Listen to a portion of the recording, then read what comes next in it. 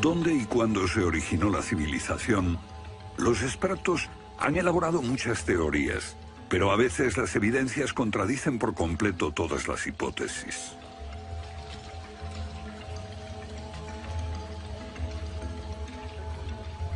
Bajo el suelo congelado de Siberia se han encontrado especies animales extinguidas por un repentino cataclismo global, como el mamut gigante.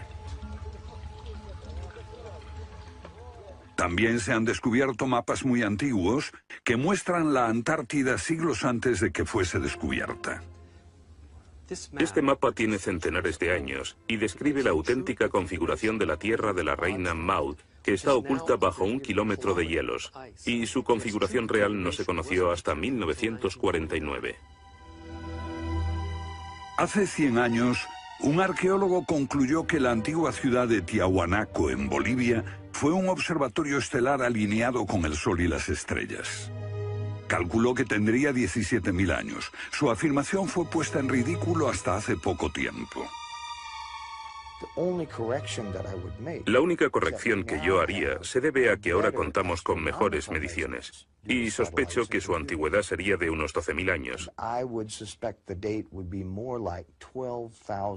Tiahuanaco es la ciudad más antigua que conocemos en toda la Tierra.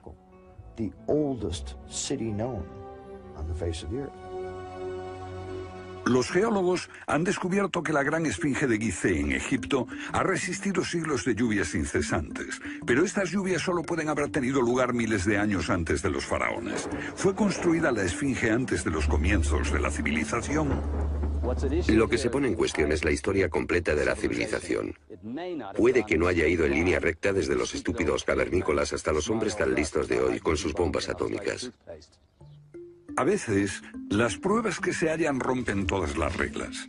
En este documental entrevistaremos a personas que están juzgando meticulosamente esas evidencias y elaboran nuevas teorías que pueden cambiar nuestra idea de la civilización humana. Esta enorme cara fue tallada por los antiguos olmecas de México.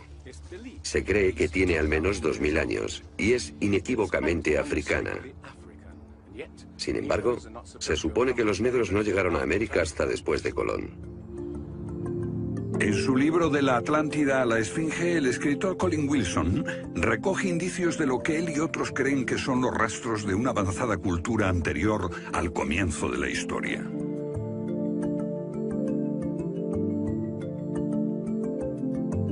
El filósofo griego Platón describió de manera precisa dicha civilización que, según le dijeron los sacerdotes egipcios, surcaban los mares miles de años antes, hasta que fue destruida por un terrible cataclismo.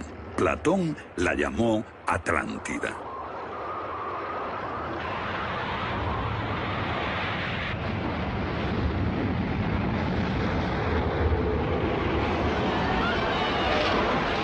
La Atlántida.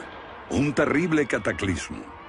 Sabemos de una catástrofe así por otro mito, el diluvio bíblico, Noé y su arca, un mito igualmente despreciado por los científicos.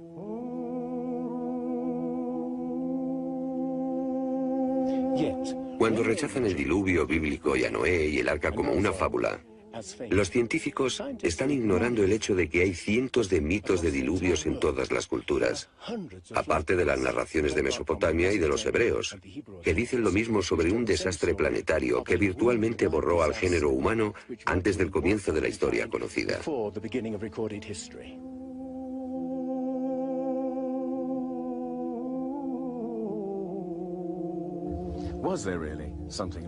¿Hubo realmente algo parecido a un diluvio? Y si así fue, ¿existió una civilización anterior a todas las otras? Digo una civilización, y no la Atlántida. Porque en cuanto se menciona la Atlántida, el científico exclama, «Oh, no», y deja de escucharnos. ¿Pero es neutral la ciencia? ¿Lo es realmente cuando afirma «limítese a los hechos como punto de partida»? La ciencia ha tendido a centrarse más en teorías que en hechos. Una teoría surge para explicar unos hechos, pero otros se dejan de lado. Nuevas evidencias pueden cuestionar la teoría, pero con frecuencia también son ignoradas. Llamamos a estos hechos anomalías. Son evidencias que no encajan en la teoría. En su polémico libro Arqueología Prohibida, los científicos Thompson y Cremo muestran lo que ocurre cuando una evidencia contradice las teorías científicas. En los últimos 150 años, los arqueólogos y antropólogos han enterrado tantas evidencias como las que han desenterrado, literalmente. Básicamente estamos ante lo que llamamos un filtro del conocimiento. Este es un rasgo fundamental de la ciencia y de la naturaleza humana. La gente tiende a filtrar cosas que no convienen. Cuando los científicos ven que algo no se ajusta al paradigma aceptado, tienden a eliminarlo. No se enseña, no se discute, y la gente ni siquiera se entera de ello.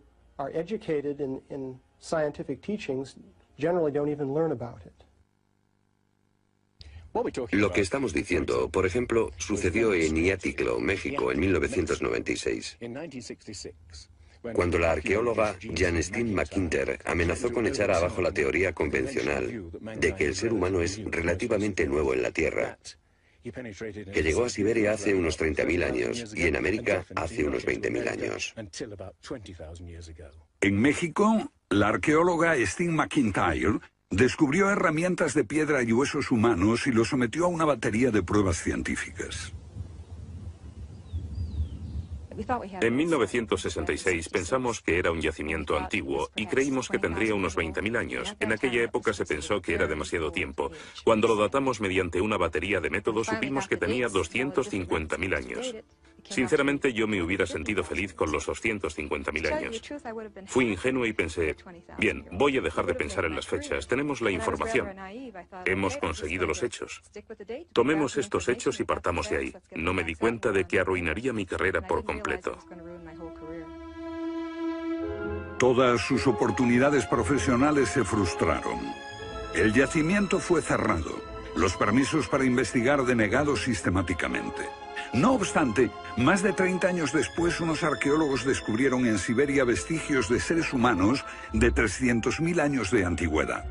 Una fecha que de repente hizo que la datación de Jan McIntyre no pareciese tan improbable después de todo.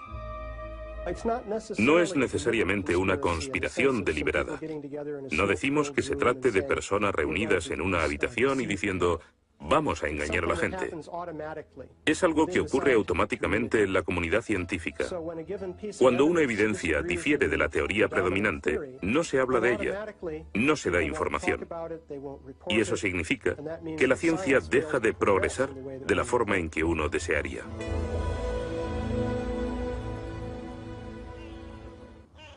¿La ciencia está pasando por alto evidencias de un pasado que hemos olvidado? ¿Pueden ser ciertos los mitos que nos hablan de la existencia en este planeta de civilizaciones que desaparecieron miles de años antes de que comenzase la historia registrada?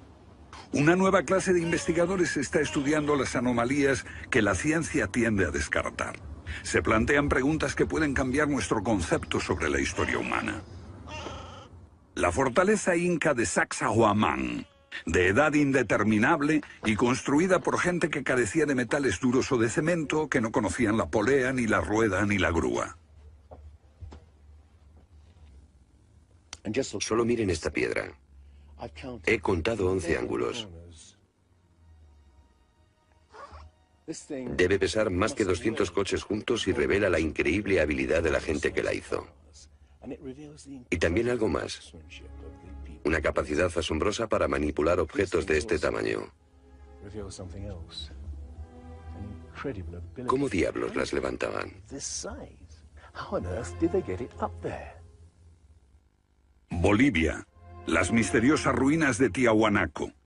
La misma habilidad manual, una capacidad de construcción que resulta inexplicable. Las piedras están perfectamente ensambladas. Intentemos insertar una aguja en cualquier punto de las junturas. La aguja no entra.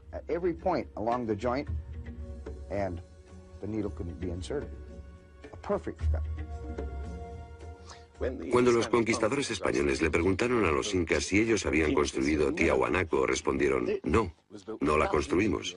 Se hizo miles de años antes de que viviéramos nosotros. La evidencia muestra que fue erigida por una civilización avanzada. Un descubrimiento casual nos lo revela.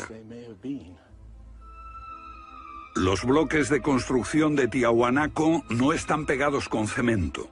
El que separa estas piedras descubre el inesperado brillo metálico que las mantiene unidas.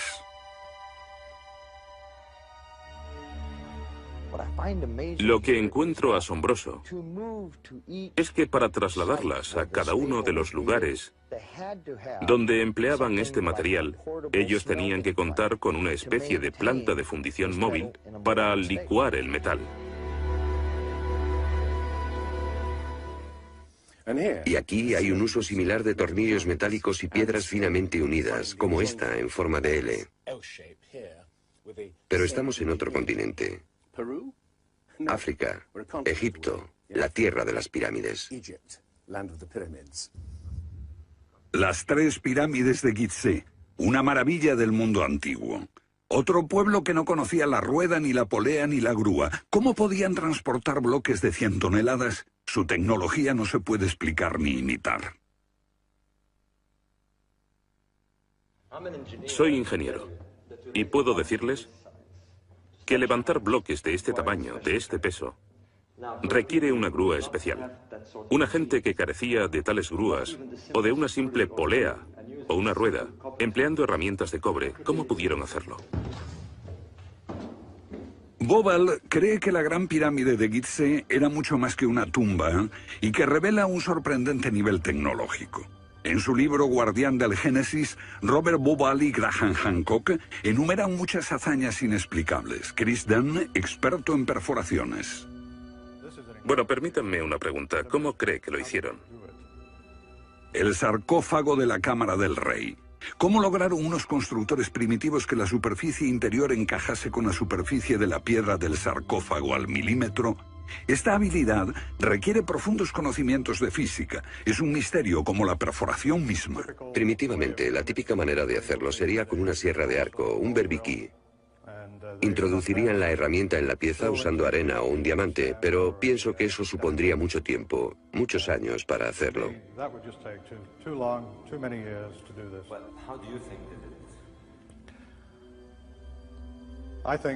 Creo que debieron haber usado herramientas más potentes. Hoy, para perforar esto, tendríamos que hacerlo a una velocidad de 6-10 milímetros por revolución de taladro en el granito. Ellos lo hicieron más rápido de lo que lo haríamos nosotros. Más rápido, investigadores como Chris Dunn se preguntan acerca del propósito de emplear este raro instrumento en un friso oculto. ¿Taladros superpotentes? Esto parece una conclusión precipitada. Los indicios de un taladro de alta velocidad se erigen en otro misterio sin resolver. Ahora miren esto. La increíble precisión de la mano de obra. La total suavidad de las paredes en esta supuesta tumba para bueyes sagrados. Y que implica un alto nivel de destreza. Por supuesto, eso podría explicarse en términos de cientos de obreros puliéndolas durante 10 años seguidos. Pero, ¿si hablamos del misterio de los vasos egipcios? No como este vaso de arcilla que acabo de comprar, sino vasos hechos de alabastro, basalto e incluso diorita, que es la piedra más dura de todas.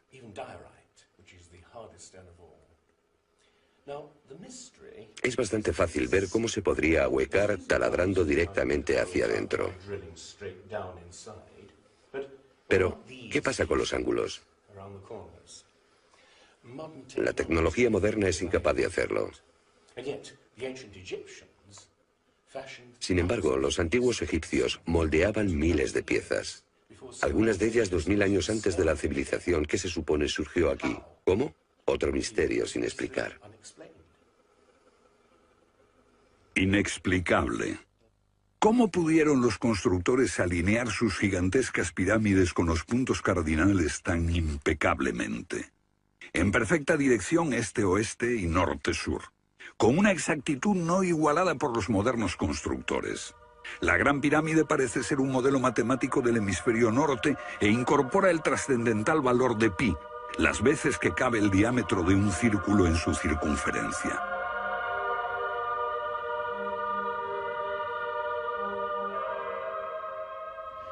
Está claro que lo que aquí tenemos es un avanzado sistema de matemáticas y tecnología, en un tiempo que no conocía su existencia. Para lograr estos resultados, los antiguos constructores tenían que usar un eclímetro de 52 grados. Cualquiera otro no valdría. Pero no solo los egipcios conocían el valor pi. Ese valor también está representado en la pendiente de esta pirámide y en el extraño ángulo que le dieron sus constructores, en Teotihuacán, México, el lugar que los indios llamaban Ciudad de los Dioses.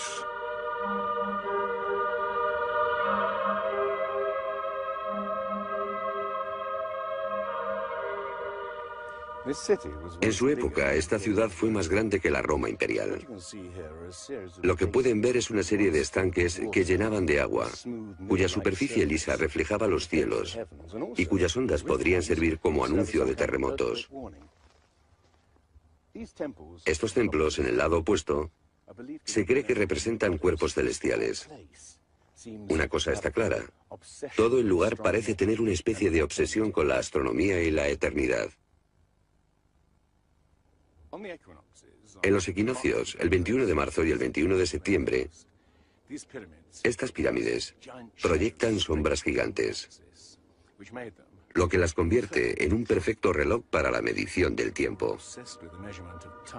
Como si proviniesen de una fuente común, las antiguas civilizaciones de todo el mundo exhiben un sofisticado conocimiento de los cielos que todavía nadie ha explicado.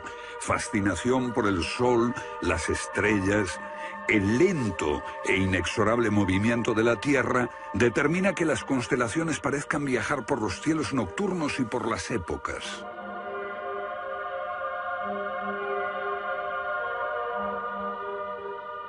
Según los estudiosos, los antiguos egipcios no tenían un gran conocimiento de la astronomía. Pero en el templo de Dendera hay muestras de su sofisticado conocimiento del cielo. Miren las constelaciones del zodíaco: Leo, Tauro, Piscis. Y aquí, la constelación de Orión. Bauval cree que la astronomía es la llave de muchos misterios de las pirámides.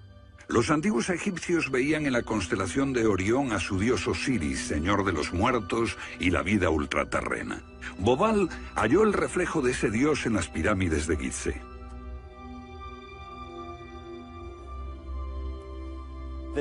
Esto es realmente un misterio.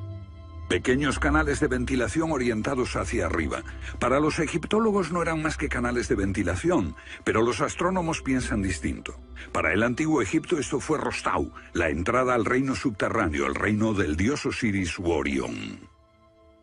Para los antiguos egipcios, Orión era Osiris, el gran dios de la resurrección. Esto es una reconstrucción del cielo en el año 2500 a.C., y fue sorprendente descubrirlo. Los canales apuntan a Orión y a la estrella Sirio, que era Isis, la esposa de Osiris. En textos antiguos, Bauval descubrió que deben de haberles servido una ceremonia secreta para la resurrección de los faraones muertos, que renacían como estrellas en la constelación de Orión. Uno de esos textos dice: «Oh rey, permite que atraviese el serpenteante canal, la Vía Láctea, hasta el punto donde está Orión». Bauval cree que Osiris tenía tal importancia que los constructores emplazaron las tres pirámides de Gizeh para que fueran un reflejo terrestre de las tres estrellas del cinturón de Orión. Esa correlación fue solo el comienzo. Bauval descubrió que los antiguos habían dado nombre de estrellas a otras dos pirámides próximas. Esto le hizo entrever un plan más amplio y quedó perplejo. La constelación de Orión, el dios Osiris, estaba en el cielo y en la tierra.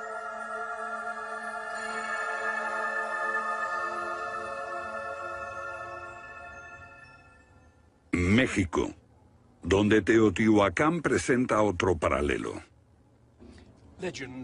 Una leyenda la llama la ciudad de los dioses y sugiere que su propósito era convertir a los hombres en seres celestiales. Como ocurre en Egipto con las pirámides de Giza, los mitos hablan de la reencarnación en las estrellas. Ese es el secreto de Teotihuacán.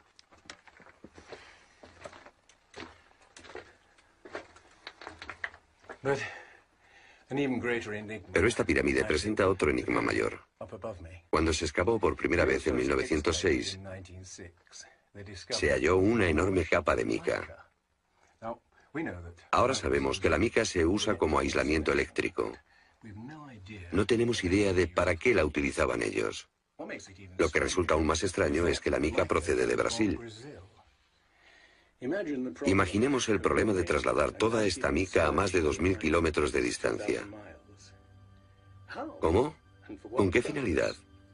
No tenemos ni idea. Tiahuanaco, Bolivia. Otra cultura perdida revela la misma fascinación por el sol y las estrellas. Hace 100 años, el arqueólogo boliviano Poznański observó que en el primer día de primavera el sol salía exactamente por el centro del templo. Fue el inicio de un gran descubrimiento. Poznański descubrió que este templo era un observatorio, un gran reloj para medir la progresión del sol. Y podemos utilizar ese alineamiento astronómico para datar el lugar. Durante el año el sol sale cada día por un punto diferente del horizonte. El primer día de primavera un observador vería salir el sol exactamente en el centro. Estudiando el esquema de Poznański, dedujimos que en los primeros días de invierno o de verano el sol saldría por encima de las piedras angulares. Pero no fue así. Los arqueólogos actuales dicen que los constructores cometieron un error de cálculo. Después de observar la perfección con la que se construyó este sitio, con piedras de 100 toneladas, sugerir que los marcadores del solsticio están mal alineados me parece increíble. Neil Stide hizo una completa verificación de los cálculos de Poznański. Midiendo el ángulo de las piedras angulares y comparándolo con las posiciones actuales de salida del sol, Poznański calculó que Tiahuanaco fue construida hace 17.000 años. En ese tiempo, la inclinación del eje de la Tierra era ligeramente distinta de lo que es hoy en día, y el sol habría salido directamente encima de las piedras angulares.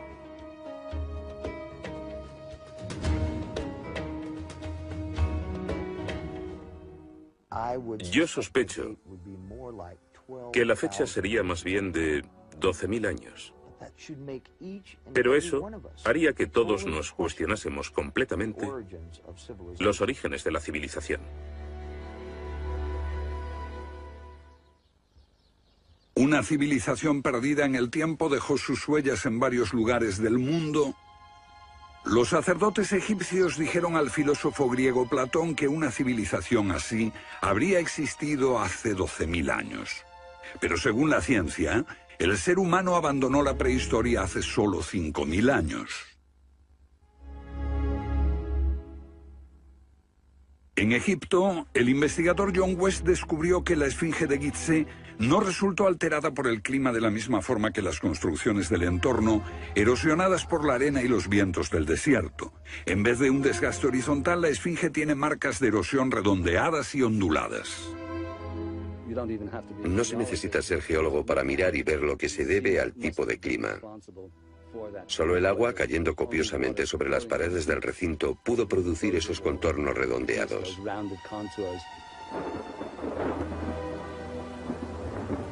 ¿Agua en el desierto del Sáhara? Ciertamente no en tiempos de los faraones. Para eso hay que trasladarse a finales de la era glaciar.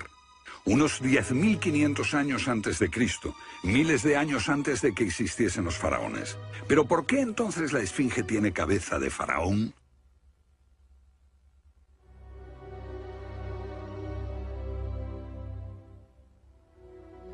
La cabeza es desproporcionadamente pequeña.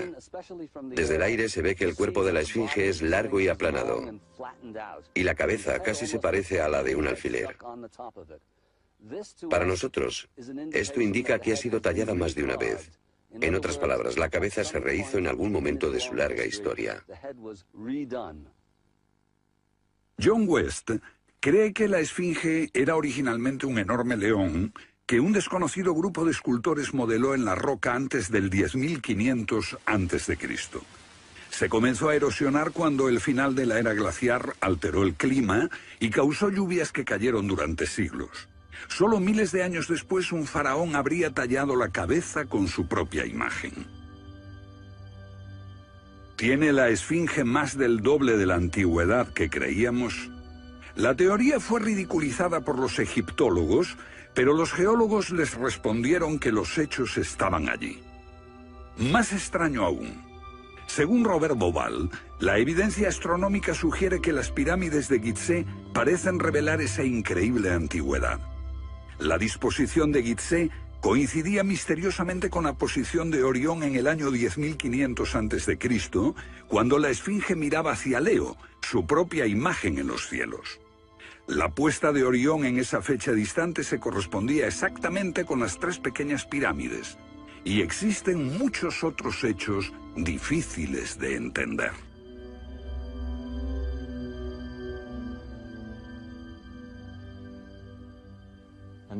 Esto coincide exactamente con las ideas que se desarrollaron tras los análisis geológicos de la esfinge. Dos ciencias sólidas indican que la esfinge podría remontarse al año 10.500 a.C.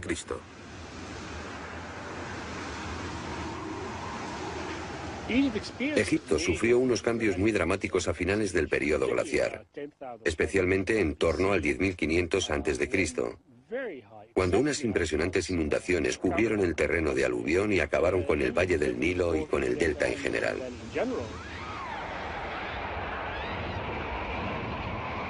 «10.500 años antes de Cristo, un periodo de inundaciones. ¿Pudieron los diseñadores de Gizeh remontarse a un tiempo tan distante? El tiempo de sus mitos dice que el dios Osiris y sus asistentes ascendieron del caos para traer los primeros frutos de la civilización. ¿De dónde vinieron?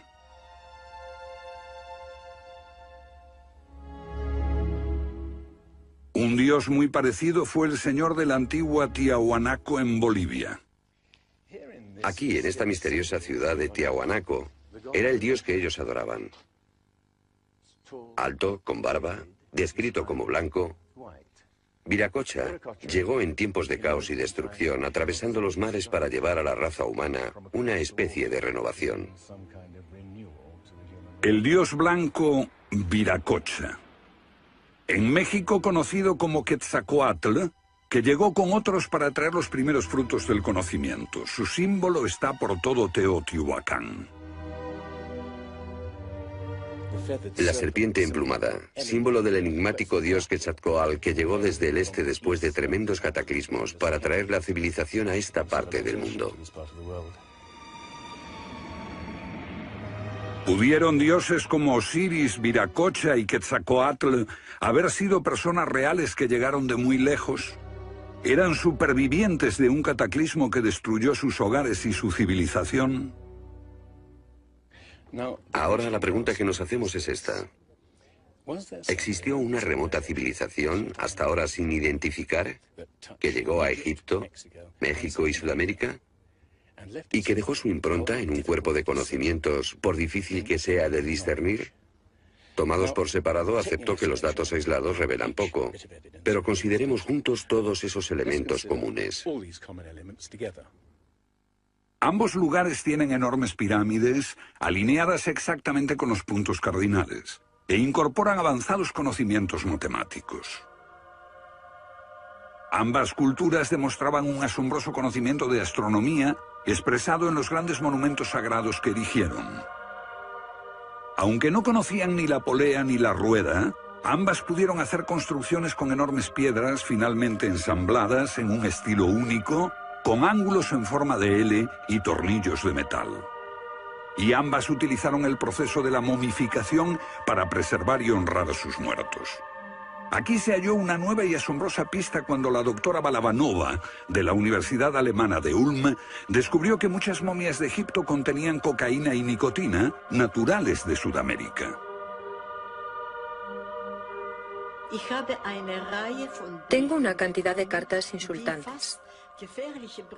Dicen que todo esto no tenía sentido,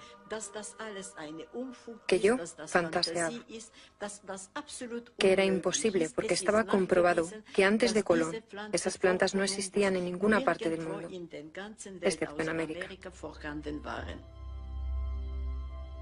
Pero su investigación se repitió con cientos de momias y no quedó lugar a dudas.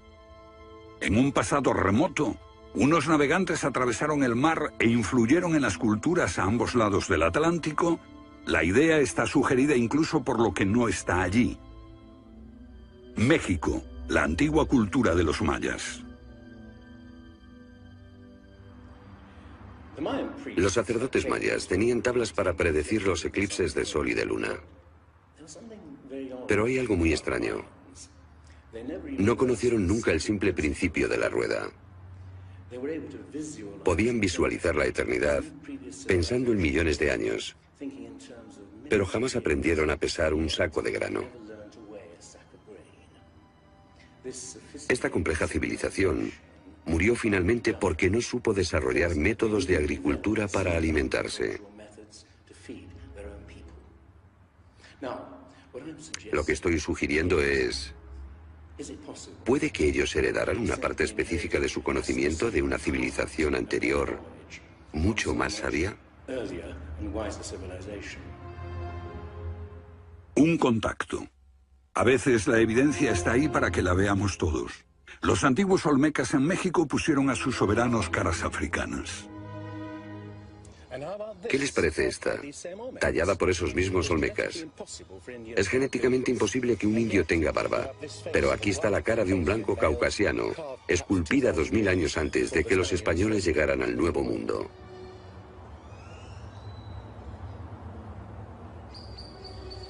Caras de africanos y de caucasianos esculpidas muchos siglos antes de Colón. ¿De dónde vinieron? ¿Cómo llegaron aquí? ¿Cómo influyeron en la más antigua cultura de América Central, en la cultura madre de México? Lo que todos los arqueólogos saben es que de pronto se materializaron alrededor del 1500 a.C. Esta gente, cuya expresión característica era la de esculpir enormes caras de piedra, cabezas de caucasianos y africanos que parecen haber salido, no se sabe de dónde.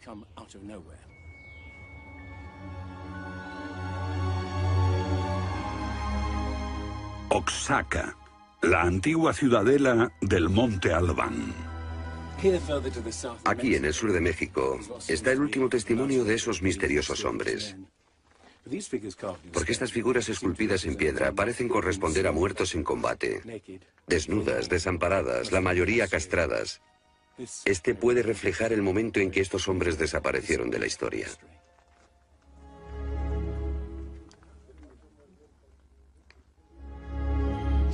Entonces, ¿hubo una compleja civilización de navegantes que cruzó el Atlántico siglos antes de Colón? Pero tenemos otra evidencia. Estos son viejos mapas que sugieren que los antiguos marinos tenían un conocimiento de la Tierra que nunca se ha explicado. Un puzzle para los científicos de este siglo. En 1513 el almirante turco Piri Reis cartografió parte del mundo que nadie había visto hasta entonces. Colón solo exploró la zona del Caribe. No bajó a esta zona de Sudamérica, hasta la Antártida. No estuvo nunca por esa zona. Pero estos mapas muestran todos estos detalles con gran precisión, antes de que cualquier explorador europeo llegase a esas regiones. Este mapa, de muchos siglos, describe la configuración real de la tierra de la reina Maud, que ahora está sepultada bajo 1 kilómetro de hielo. Y su forma precisa no se determinó hasta 1949. Inexplicable. Los cartógrafos han meditado mucho sobre la extraña proyección cartográfica utilizada en el mapa. Hallaron un parecido con el que utiliza un moderno submarino nuclear que hace mediciones del mundo mientras se aleja de un punto de referencia. En este caso, el centro está en Egipto. ¿Es ese el hogar de los antiguos cartógrafos? El mapa muestra exactamente esta parte del mundo, pero hay más. Para mí el aspecto más significativo del mapa de Piri Reis es que describe exactamente la longitud, algo que los europeos no fueron capaces de hacer hasta el siglo XVIII. La longitud. Esa historia comenzó en estas playas en 1707, cuando la flota inglesa navegaba por el Mediterráneo hacia Inglaterra. En aquellos días era bastante fácil determinar a qué distancia estaba el norte o el sur, midiendo el ángulo que el Sol y las estrellas formaban con la superficie de la Tierra. Pero no había técnicas para determinar lo lejos que estaba el este o el oeste. ¿Longitud? El almirante Sir Clutley Safell se enfureció cuando un marinero del oeste del país le dijo que estaba alejándose unas 20 millas del este y era probable que la flota naufragase en la costa. Cuando sus oficiales le dijeron que el rumbo era correcto, mandó ahorcar al marinero por insubordinación. En sus últimos momentos debió haber deseado no haberlo hecho. Los barcos se habían hundido antes por millares. Pero entonces la pérdida de una flota entera promovió la búsqueda de un reloj preciso para calcular la longitud. Tuvieron que pasar 2 generaciones antes de que finalmente se consiguiese. No obstante, el mapa de Piri Reis ya mostraba un conocimiento de la longitud al menos 250 años antes. En el mapa de Piri Reis se menciona el hecho de que se trate de una recopilación de muchas otras cartografías. Son copias de copias de copias. La mayoría de quienes los han estudiado creen que esos mapas proceden de los tiempos de Alejandro Magno, pero son incluso mucho más antiguos. Mapas del mundo confeccionados antes de que supiésemos navegar por los océanos. Técnicas de construcción inexplicables, un complejo conocimiento de las matemáticas y la astronomía. Si existió una tecnología tan avanzada capaz de dar sus conocimientos a los constructores de la Esfinge y a los pueblos de los Andes y México, ¿qué pasó con ella?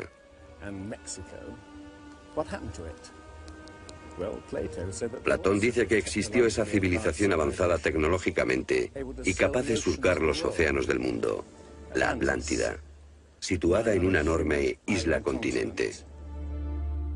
Rechazando una civilización perdida, la ciencia niega también la idea de una catástrofe global que la destruyó. Pero Platón y la Biblia no son las únicas evidencias. El Popol Vuh, libro sagrado de los mayas, habla de enormes marejadas e inundaciones que azotaron el mundo durante meses. Una lluvia fría y negra indescriptible y granizo. Los antiguos hablaban de tiempos de caos, de inundaciones y oscuridad de los cuales emergieron los dioses para dar forma a la tierra de Egipto.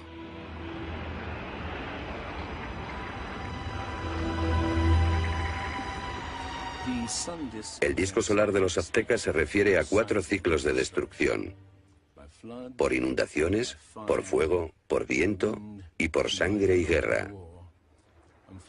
Y prevé el fin del mundo por un enorme cataclismo surgido de las entrañas de la tierra.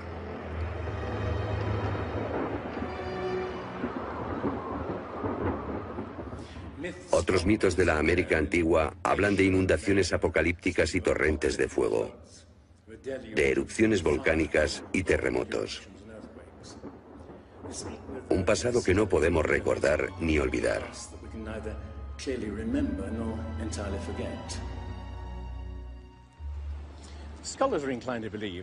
Los especialistas tienden a creer que el diluvio es una fantasía de los viejos poetas. Pero supongamos que los expertos se equivocan. Supongamos que una serie de terribles catástrofes naturales redujeron a nuestros ancestros a pequeños grupos que vivieron apartados y se esparcieron por todo el mundo. Lo que buscamos es una época que coincida perfectamente con los mitos, igual que el zapato encaja en el pie de Cenicienta. Una pista. La fosa de Alquitrán en La Brea, California. Una inmensa sepultura de millones de animales que hoy se ha convertido en atracción turística. Bajo la superficie está el campo de petróleo del lago Salado. El asfalto brota por las grietas y fisuras como un papel cazamoscas y atrapa a los animales. Y encontramos aquí una increíble colección de especies atrapadas en los últimos 40.000 años.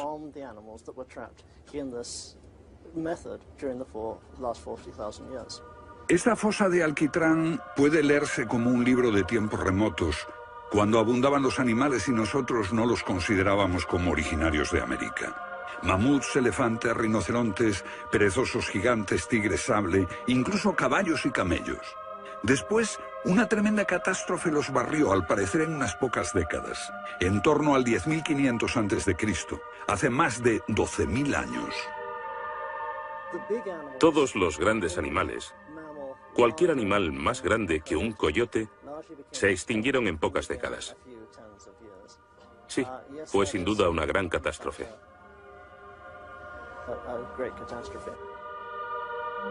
Un registro de la catástrofe. El fin de la era glaciar. En el 10.500 a.C., hace más de 12.000 años. Temperaturas que habían permanecido relativamente estables durante miles de años de pronto se elevaron.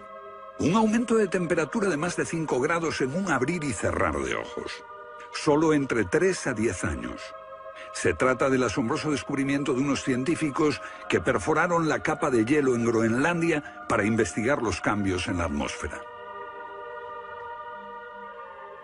El hielo de Groenlandia ha sido llamado por algunas personas la piedra roseta del clima, porque ver que el clima puede cambiar tan rápidamente es un enorme descubrimiento. Y este cambio ocurrió en un periodo de entre 3 años y una década. Hemos observado cambios espectaculares en la química de la Tierra. Y descubrimos que en un periodo en el que las placas de hielo estaban empezando a derretirse, es cuando tenemos más señales de sedimentos volcánicos y de mayor magnitud, mayores concentraciones que en cualquier otro periodo en los últimos 110.000 años.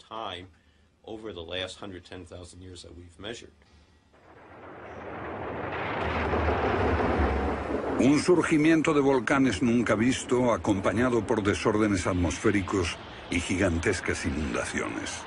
Porque mientras las placas de hielo de más de 1 kilómetro de espesor se derretían en pocos años, el nivel de los mares aumentaba dramáticamente. De repente, los mares ocuparon lo que había sido suelo seco.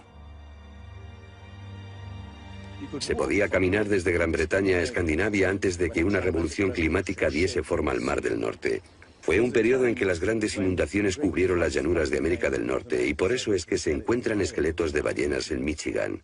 Un tiempo de cataclismos a finales de la era glaciar, que puede coincidir con los mitos. Solo en el Nuevo Mundo se extinguieron alrededor de 70 especies de grandes animales. Mamuts, perezosos gigantes, camellos, caballos. Permítanme ponerlo en perspectiva. En los anteriores 200.000 años se había extinguido menos de 1/3 de esa cantidad.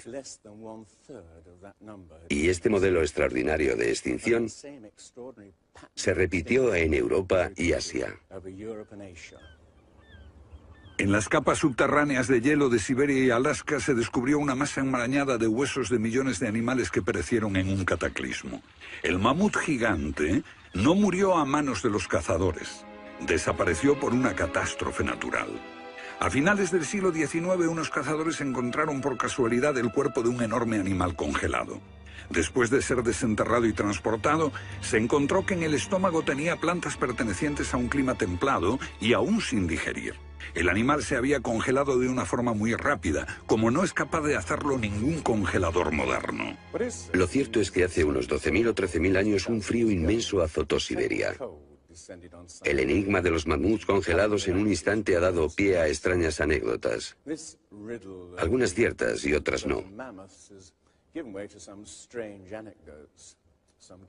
Lo que es auténtico es un informe del barón Wrangel, un naturalista del siglo XIX que descubrió la isla Byrd al norte de Siberia,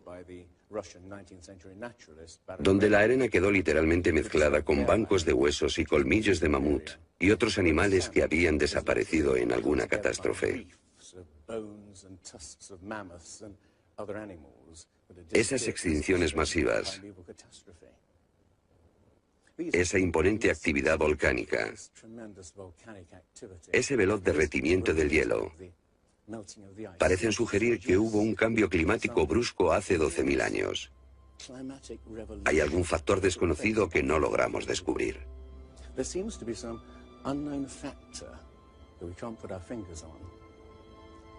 El fin de la era glaciar. ¿Qué provocó esa revolución? He aquí la gran cuestión. ¿Qué causó el cataclismo? Una de las mejores ideas la ha planteado Charles Hapgood. Él sugiere un desplazamiento repentino de la corteza terrestre. Toda la corteza de la Tierra es solo un tercio de un 1% de la masa terrestre. Como la piel de una naranja, si se suelta, se mueve. Más fina que una cáscara de huevo, la corteza de la Tierra queda apoyada en un interior líquido. La teoría imperante sobre la corteza terrestre es la de las placas tectónicas. Los continentes se separan lentamente durante cientos de millones de años. Aunque la ciencia rechazó esa teoría durante más de medio siglo, ahora niega también la idea de que la corteza pudo moverse en su conjunto y repentinamente. Pero un científico quedó hipnotizado por la idea. Se llamaba Albert Einstein.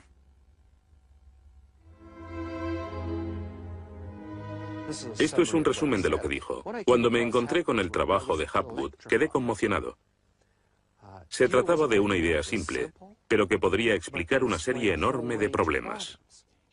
Hapgood tenía esa teoría.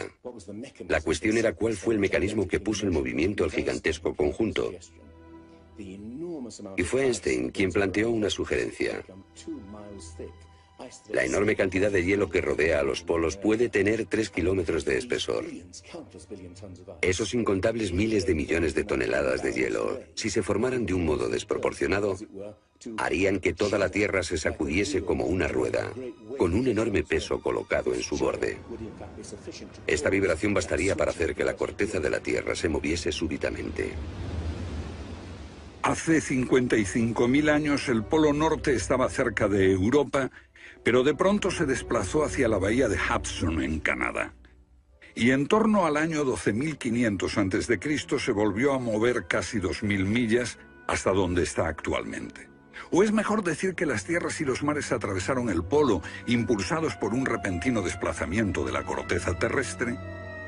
De ser así, esta es una de las cosas que habían ocurrido al final de la era glaciar. El desplazamiento impulsó a América fuera de la zona polar. El mar en el norte se congeló con una fina capa de solo unos metros de espesor. La inmensa vieja capa de hielo de Norteamérica, con más de 1,5 kilómetros de grosor, se derritió rápidamente en pocos años. Ahora, lo que es muy interesante de la teoría de Hapgood y Einstein es que también explica bastante bien algunos otros mitos, independientemente del diluvio. Hay mitos sobre tremendos terremotos, catástrofes volcánicas, lluvias negras cayendo del cielo, congelación repentina, congelación del suelo. Y podemos ver que un ejemplo de esto es precisamente lo que pudo pasar si la corteza terrestre se desplazó. Con bastante rapidez, las áreas que antes habían estado congeladas pasarían a ser zonas cálidas, y así se explicarían hechos como el rápido congelamiento de los mamuts en Siberia. Si el desplazamiento de la corteza terrestre causó el diluvio que aniquiló una civilización, ¿dónde estaba esa civilización? Algunos investigadores creen haberla hallado en la isla griega de Santorini, que fue devastada por una terrible erupción, o en la antigua Troya, o en la isla alemana de Heligoland, casi arrastrada hacia el Mar del Norte. Pero no se ha encontrado nada. Y es precisamente este problema lo que ha hecho descartar la Atlántida de Platón como una propuesta seria. Veamos. Los oceanógrafos han cartografiado los suelos oceánicos y sencillamente no hay ningún continente perdido. ¿O sí? Platón describe la Atlántida como una vasta isla-continente con montañas situada en medio del océano. Y el océano, por supuesto, es el océano que rodea toda la Tierra. Fue más tarde que comenzamos a dividir el océano en diferentes partes, llamándolo Atlántico, Pacífico, etc. En realidad el mundo tiene un solo océano. Y los mitos de todo el mundo son muy explícitos acerca de lo que pasa. El Senavesta de la literatura védica describe que esa isla no solo se destruyó tras un diluvio, sino que está cubierta por nieve y hielo. De modo que estamos buscando una isla cubierta de nieve en medio del océano, y una gran candidata para este papel es la Antártida. Si el Polo Norte se desplazó, también debió hacerlo el Polo Sur. Flengad cree que hace 12.000 años una parte de la Antártida permanecía en zonas templadas y pudo haber albergado una civilización que desapareció cuando el continente se convirtió en el Polo Sur. Esa es la explicación que él encuentra en los mapas que muestran partes de la Antártida que están debajo del hielo. El almirante turco Piri Reis demuestra un conocimiento de la Antártida que no debería de tener. Tras examinarlos, especialistas en cartografía de la Armada y de las Fuerzas Aéreas nos dicen: hemos hecho comparaciones de picos salientes y de montañas. Hemos descubierto que coinciden de forma asombrosa. Lo que debemos enfatizar es que no estamos hablando de un mapa, el mapa de Piri Reis, que podría cuestionarse. Estamos hablando literalmente de docenas de mapas. Por ejemplo, el mapa Phineus de la Antártida es sumamente preciso en cuanto a la configuración, mostrando sistemas fluviales que existieron allí, pero que no se conocían en el siglo XVI. La Antártida no fue descubierta hasta cerca del año 1800. Entonces, ¿cómo pudieron los cartógrafos europeos representarla? Solo, cree Flengad, si ellos la copiaron de copias de otras copias de mapas que se remontan milenios atrás. Hace solo unos 25 años supimos que bajo la capa de la Antártida existían unas islas, un continente, bajo un océano helado.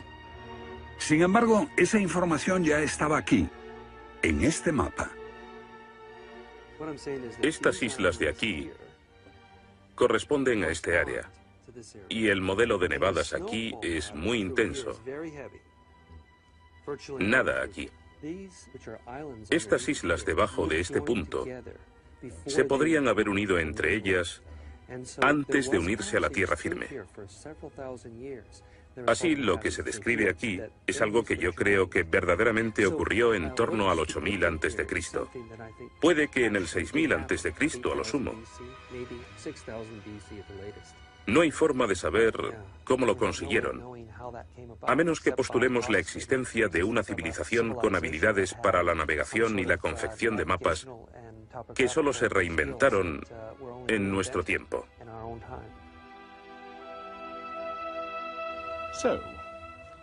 ¿Fueron los comienzos de la civilización humana más remotos de lo que suponíamos? Puede que uno sienta que muchos elementos de esta hipótesis suponen conjeturas extravagantes que, vistas por separado, pueden ser todas discutibles. Pero si juntamos esas piezas, como las piezas de un puzzle, se empieza a ver que surge un modelo. Una civilización que se desvaneció y fue olvidada mucho antes de que comenzase el registro de la historia.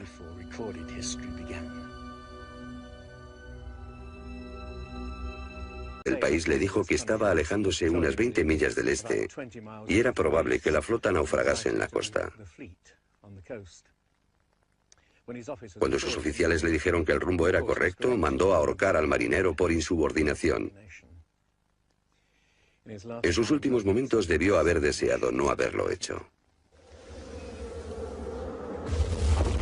Los barcos se habían hundido antes por millares. Pero entonces la pérdida de una flota entera promovió la búsqueda de un reloj preciso para calcular la longitud. Tuvieron que pasar 2 generaciones antes de que finalmente se consiguiese. No obstante, el mapa de Piri Reis ya mostraba un conocimiento de la longitud al menos 250 años antes.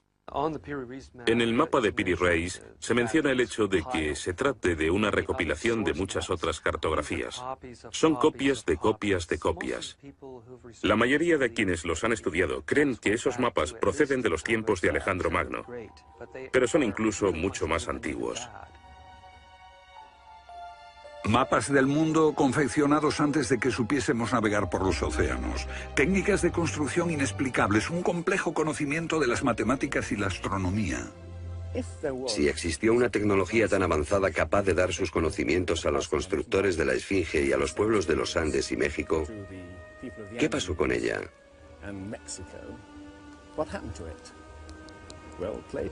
Platón dice que existió esa civilización avanzada tecnológicamente y capaz de surcar los océanos del mundo, la Atlántida, situada en una enorme isla-continente.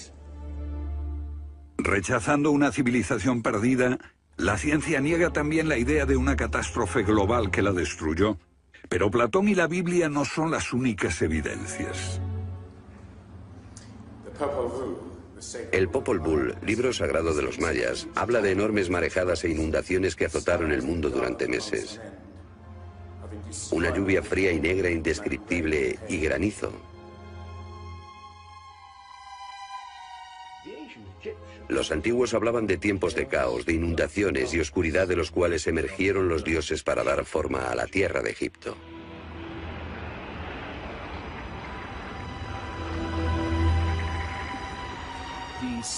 El disco solar de los aztecas se refiere a 4 ciclos de destrucción: por inundaciones, por fuego, por viento y por sangre y guerra. Y prevé el fin del mundo por un enorme cataclismo surgido de las entrañas de la tierra.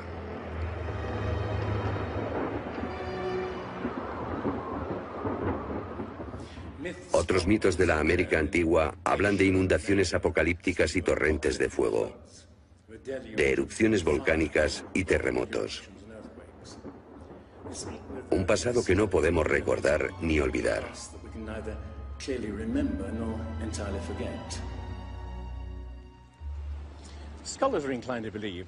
Los especialistas tienden a creer que el diluvio es una fantasía de los viejos poetas. Pero supongamos que los expertos se equivocan. Supongamos que una serie de terribles catástrofes naturales redujeron a nuestros ancestros a pequeños grupos que vivieron apartados y se esparcieron por todo el mundo. Lo que buscamos es una época que coincida perfectamente con los mitos, igual que el zapato encaja en el pie de Cenicienta. Una pista. La fosa de Alquitrán en La Brea, California. Una inmensa sepultura de millones de animales que hoy se ha convertido en atracción turística. Bajo la superficie está el campo de petróleo del lago Salado. El asfalto brota por las grietas y fisuras como un papel cazamoscas y atrapa a los animales. Y encontramos aquí una increíble colección de especies atrapadas en los últimos 40.000 años.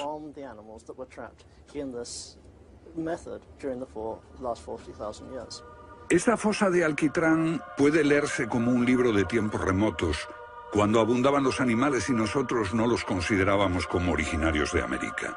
Mamuts, elefantes, rinocerontes, perezosos gigantes, tigres sable, incluso caballos y camellos. Después, una tremenda catástrofe los barrió, al parecer en unas pocas décadas, en torno al 10.500 a.C., hace más de 12.000 años. Todos los grandes animales, cualquier animal más grande que un coyote, se extinguieron en pocas décadas. Sí, fue sin duda una gran catástrofe.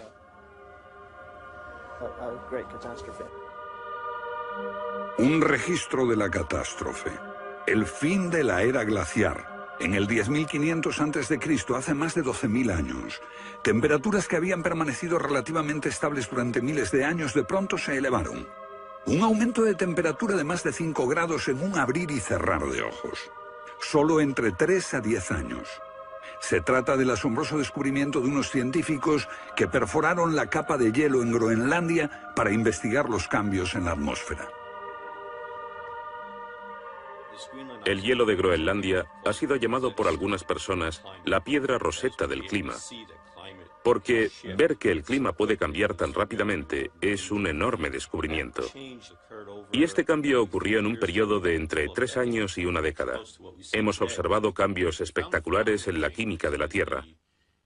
Y descubrimos que en un periodo en el que las placas de hielo estaban empezando a derretirse, es cuando tenemos más señales de sedimentos volcánicos y de mayor magnitud, mayores concentraciones que en cualquier otro periodo en los últimos 110.000 años.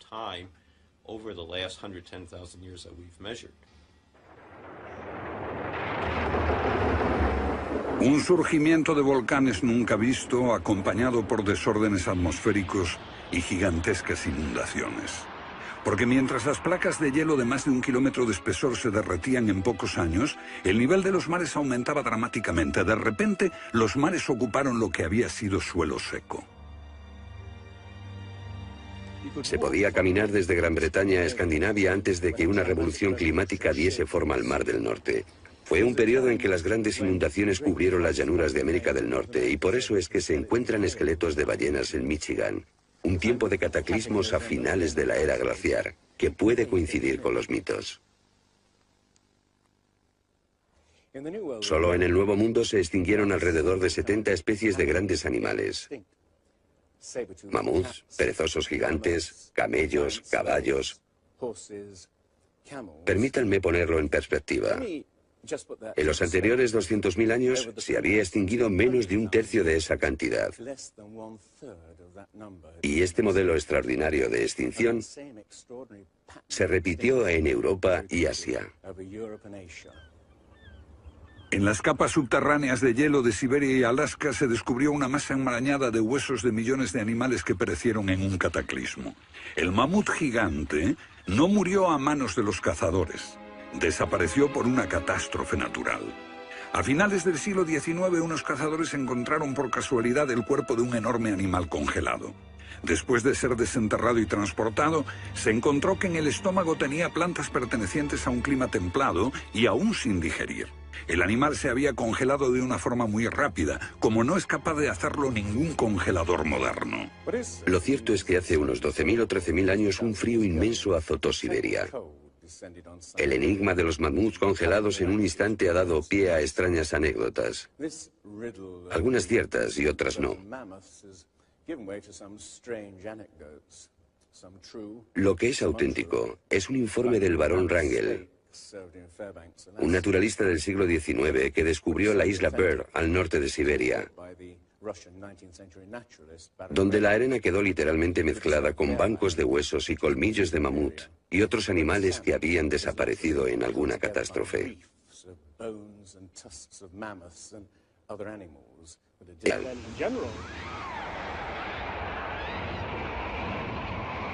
10.500 años antes de Cristo. Un periodo de inundaciones. ¿Pudieron los diseñadores de Gizeh remontarse a un tiempo tan distante? El tiempo de sus mitos dice que el dios Osiris y sus asistentes ascendieron del caos para traer los primeros frutos de la civilización. ¿De dónde vinieron?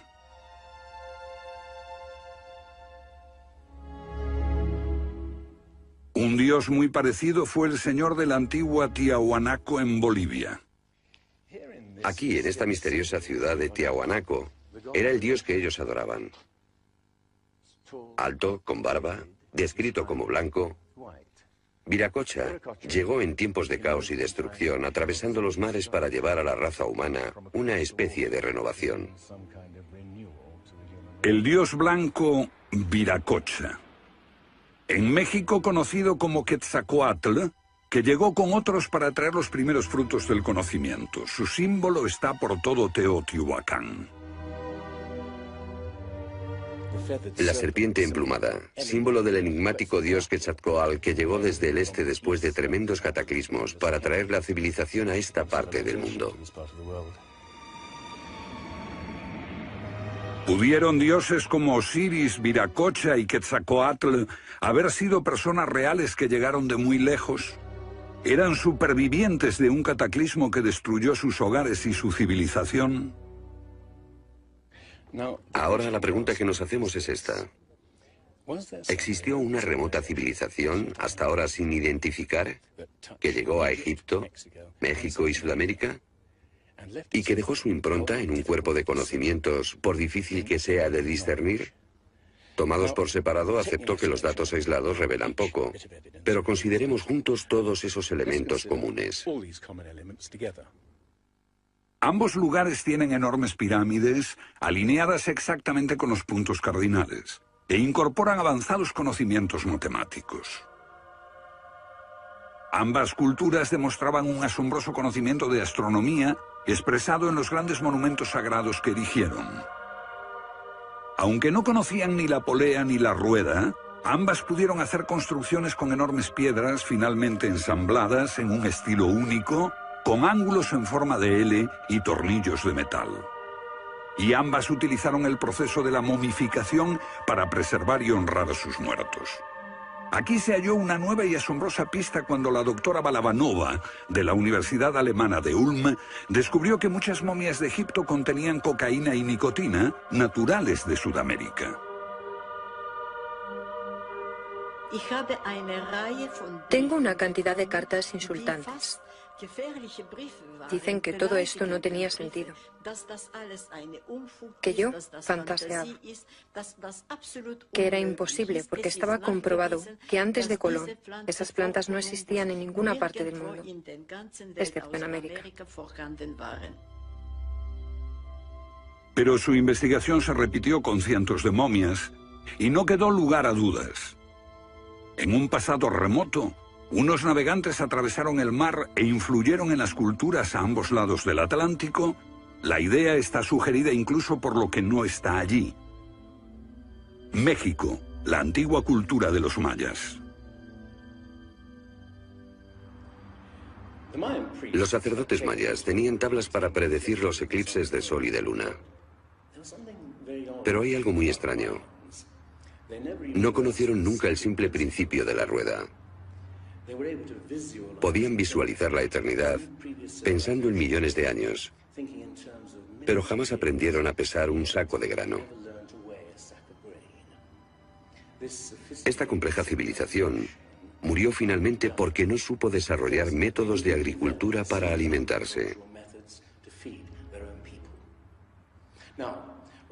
Lo que estoy sugiriendo es: ¿puede que ellos heredaran una parte específica de su conocimiento de una civilización anterior, mucho más sabia? Un contacto. A veces la evidencia está ahí para que la veamos todos. Los antiguos olmecas en México pusieron a sus soberanos caras africanas. ¿Qué les parece esta? Tallada por esos mismos olmecas. Es genéticamente imposible que un indio tenga barba, pero aquí está la cara de un blanco caucasiano, esculpida 2000 años antes de que los españoles llegaran al Nuevo Mundo.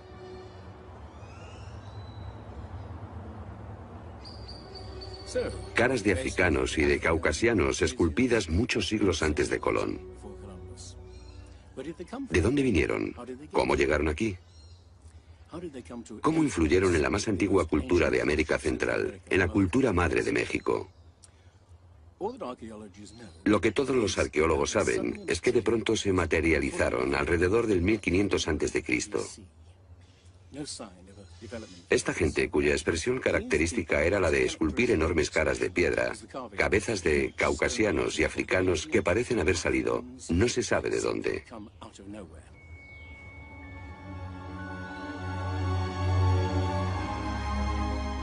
Oaxaca, la antigua ciudadela del Monte Albán. Aquí, en el sur de México, está el último testimonio de esos misteriosos hombres.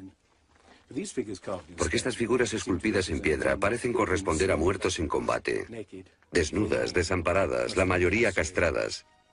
Este puede reflejar el momento en que estos hombres desaparecieron de la historia.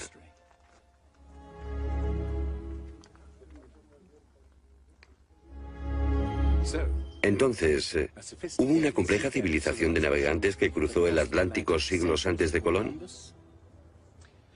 Pero tenemos otra evidencia.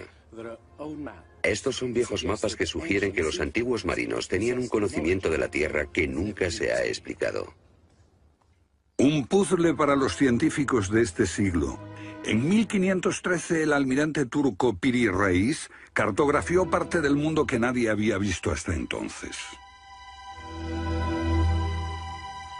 Colón solo exploró la zona del Caribe. No bajó a esta zona de Sudamérica, hasta la Antártida. No estuvo nunca por esa zona. Pero estos mapas muestran todos estos detalles con gran precisión, antes de que cualquier explorador europeo llegase a esas regiones. Este mapa, de muchos siglos, describe la configuración real de la tierra de la reina Maud, que ahora está sepultada bajo 1 kilómetro de hielo. Y su forma precisa no se determinó hasta 1949. Inexplicable.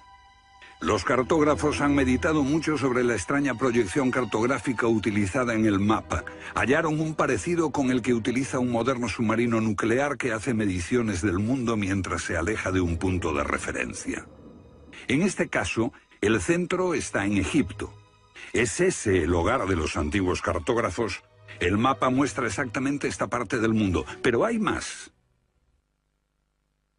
Para mí el aspecto más significativo del mapa de Piri Reis es que describe exactamente la longitud. Algo que los europeos no fueron capaces de hacer hasta el siglo XVIII. La longitud. Esa historia comenzó en estas playas en 1707, cuando la flota inglesa navegaba por el Mediterráneo hacia Inglaterra. En aquellos días era bastante fácil determinar a qué distancia estaba el norte o el sur, midiendo el ángulo que el Sol y las estrellas formaban con la superficie de la Tierra. Pero no había técnicas para determinar lo lejos que estaba el este o el oeste. ¿Longitud? El almirante Sir Clutley Safel se enfureció cuando un marinero del oeste Esto es realmente un misterio. Pequeños canales de ventilación orientados hacia arriba. Para los egiptólogos no eran más que canales de ventilación, pero los astrónomos piensan distinto. Para el antiguo Egipto esto fue Rostau, la entrada al reino subterráneo, el reino del dios Osiris u Orión. Para los antiguos egipcios, Orión era Osiris, el gran dios de la resurrección. Esto es una reconstrucción del cielo en el año 2500 a.C., y fue sorprendente descubrirlo. Los canales apuntan a Orión y a la estrella Sirio, que era Isis, la esposa de Osiris. En textos antiguos, Bobal descubrió que deben de haberle servido una ceremonia secreta para la resurrección de los faraones muertos, que renacían como estrellas en la constelación de Orión.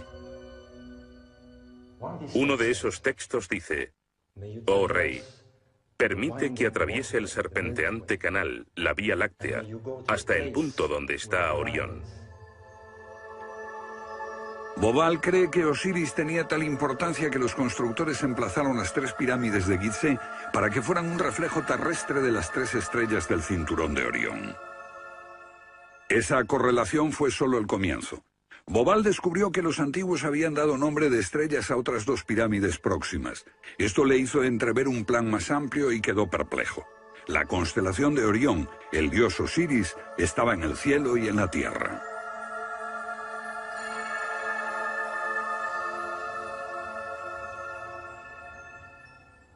México, donde Teotihuacán presenta otro paralelo. Una leyenda la llama la ciudad de los dioses y sugiere que su propósito era convertir a los hombres en seres celestiales. Como ocurre en Egipto con las pirámides de Giza, los mitos hablan de la reencarnación en las estrellas. Ese es el secreto de Teotihuacán.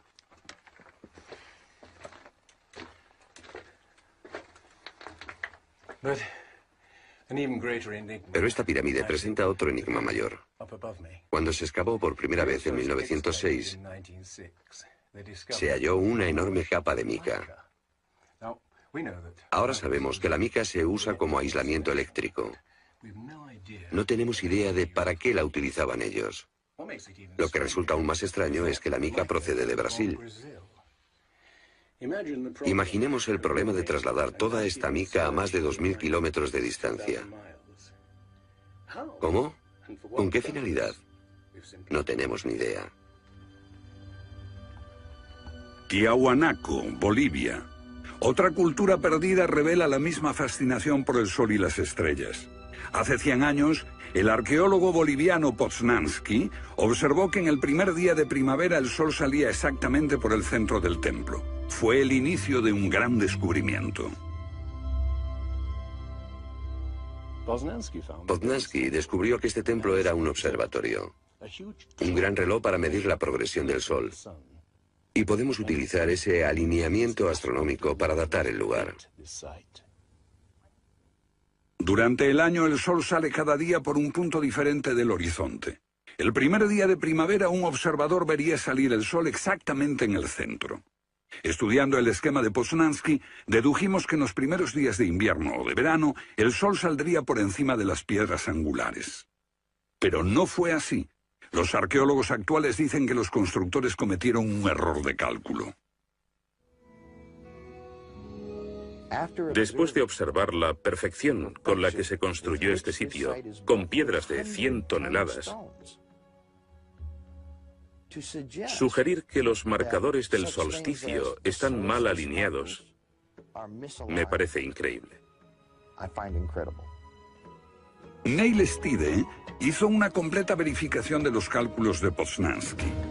Midiendo el ángulo de las piedras angulares y comparándolo con las posiciones actuales de salida del Sol, Poznański calculó que Tiahuanaco fue construida hace 17.000 años. En ese tiempo, la inclinación del eje de la Tierra era ligeramente distinta de lo que es hoy en día, y el Sol habría salido directamente encima de las piedras angulares.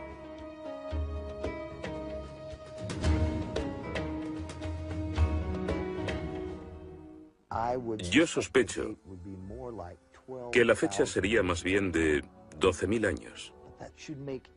Pero eso haría que todos nos cuestionásemos completamente los orígenes de la civilización.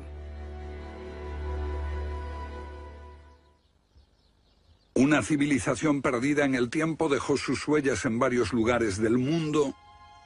Los sacerdotes egipcios dijeron al filósofo griego Platón que una civilización así habría existido hace 12.000 años. Pero según la ciencia, el ser humano abandonó la prehistoria hace solo 5.000 años. En Egipto, el investigador John West descubrió que la esfinge de Gizeh no resultó alterada por el clima de la misma forma que las construcciones del entorno, erosionadas por la arena y los vientos del desierto. En vez de un desgaste horizontal, la esfinge tiene marcas de erosión redondeadas y onduladas. No se necesita ser geólogo para mirar y ver lo que se debe al tipo de clima. Solo el agua cayendo copiosamente sobre las paredes del recinto pudo producir esos contornos redondeados.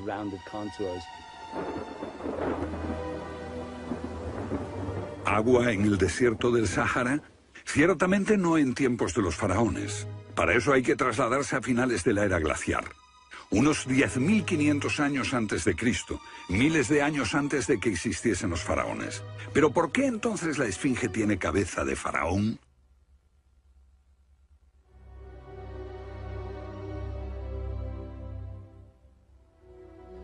La cabeza es desproporcionadamente pequeña. Desde el aire se ve que el cuerpo de la esfinge es largo y aplanado, y la cabeza casi se parece a la de un alfiler. Para nosotros, esto indica que ha sido tallada más de una vez. En otras palabras, la cabeza se rehizo en algún momento de su larga historia. John West cree que la esfinge era originalmente un enorme león que un desconocido grupo de escultores modeló en la roca antes del 10.500 a.C. Se comenzó a erosionar cuando el final de la era glaciar alteró el clima y causó lluvias que cayeron durante siglos. Solo miles de años después, un faraón habría tallado la cabeza con su propia imagen. ¿Tiene la esfinge más del doble de la antigüedad que creíamos? La teoría fue ridiculizada por los egiptólogos, pero los geólogos les respondieron que los hechos estaban allí. Más extraño aún. Según Robert Bauval, la evidencia astronómica sugiere que las pirámides de Gizeh parecen revelar esa increíble antigüedad. La disposición de Gizeh coincidía misteriosamente con la posición de Orión en el año 10.500 a.C., cuando la esfinge miraba hacia Leo, su propia imagen en los cielos. La puesta de Orión en esa fecha distante se correspondía exactamente con las tres pequeñas pirámides, y existen muchos otros hechos difíciles de entender.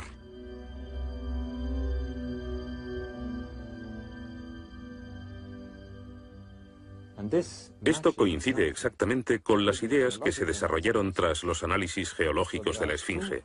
Dos ciencias sólidas indican que la esfinge podría remontarse al año 10.500 a.C.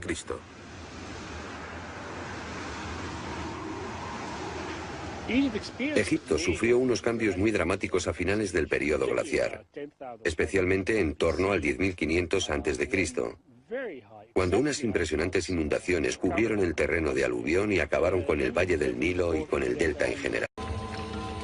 ¿Dónde y cuándo se originó la civilización? Los expertos han elaborado muchas teorías, pero a veces las evidencias contradicen por completo todas las hipótesis.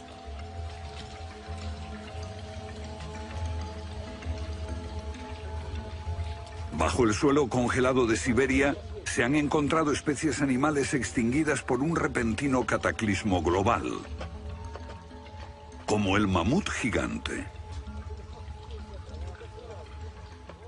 También se han descubierto mapas muy antiguos que muestran la Antártida siglos antes de que fuese descubierta. Este mapa tiene centenares de años y describe la auténtica configuración de la Tierra de la reina Maud, que está oculta bajo 1 kilómetro de hielos, y su configuración real no se conoció hasta 1949. Hace 100 años, un arqueólogo concluyó que la antigua ciudad de Tiahuanaco, en Bolivia, fue un observatorio estelar alineado con el Sol y las estrellas. Calculó que tendría 17.000 años. Su afirmación fue puesta en ridículo hasta hace poco tiempo. La única corrección que yo haría se debe a que ahora contamos con mejores mediciones, y sospecho que su antigüedad sería de unos 12.000 años. Tiahuanaco es la ciudad más antigua que conocemos en toda la Tierra.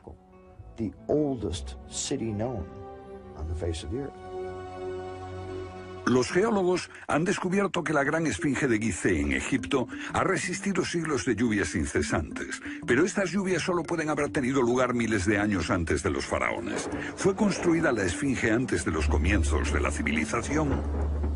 Lo que se pone en cuestión es la historia completa de la civilización. Puede que no haya ido en línea recta desde los estúpidos cavernícolas hasta los hombres tan listos de hoy con sus bombas atómicas.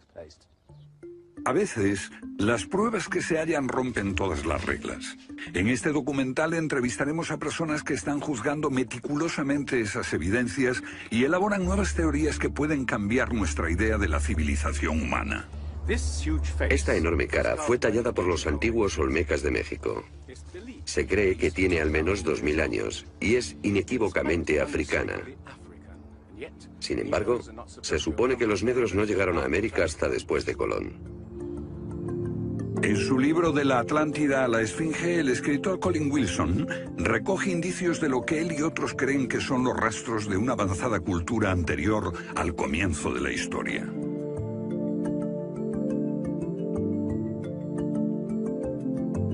El filósofo griego Platón describió de manera precisa dicha civilización que, según le dijeron los sacerdotes egipcios, surcaban los mares miles de años antes, hasta que fue destruida por un terrible cataclismo. Platón la llamó Atlántida.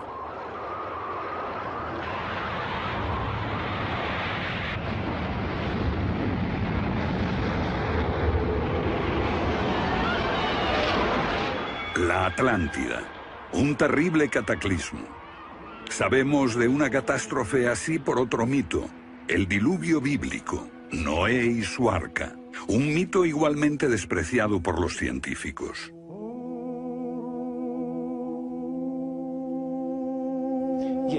Cuando rechazan el diluvio bíblico y a Noé y el arca como una fábula, los científicos están ignorando el hecho de que hay cientos de mitos de diluvios en todas las culturas, aparte de las narraciones de Mesopotamia y de los hebreos, que dicen lo mismo sobre un desastre planetario que virtualmente borró al género humano antes del comienzo de la historia conocida.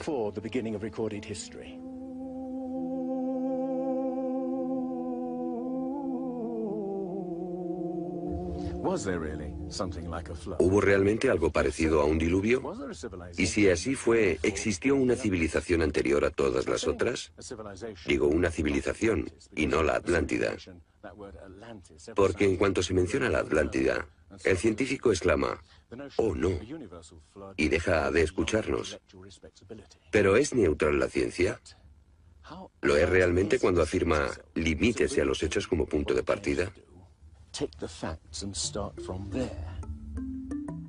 La ciencia ha tendido a centrarse más en teorías que en hechos.